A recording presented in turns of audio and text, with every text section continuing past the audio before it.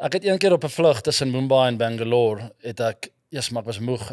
Ons was actually in Rajasthan, van Jaipur af Mumbai toe. En ons daai aand het ek Shane Warne het daai tyd vir Elizabeth Hurley gedate. So julle sal my nie kwaadlik neem as ek bietjie ekstra gekuier daaraan, want sy was uit saam met hom daar en dis ek toe weer sien die chatty girl met my.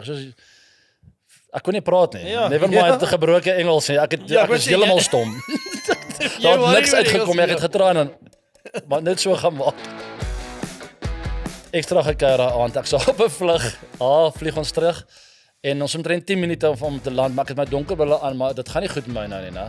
Vlugte, beweging, lekker motion sick, enige boot en vliegtuig, maar skyns bril op.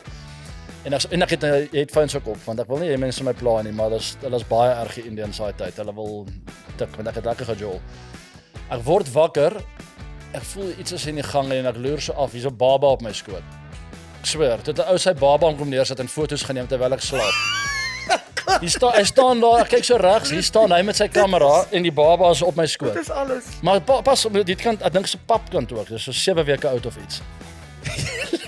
Ja, so dit is my Indiër vriende. Ek kan eers as te bang om op te tel, bang ek breek iets. So ek jy moet nou jy kan optel want hierdie werk is vir my nie.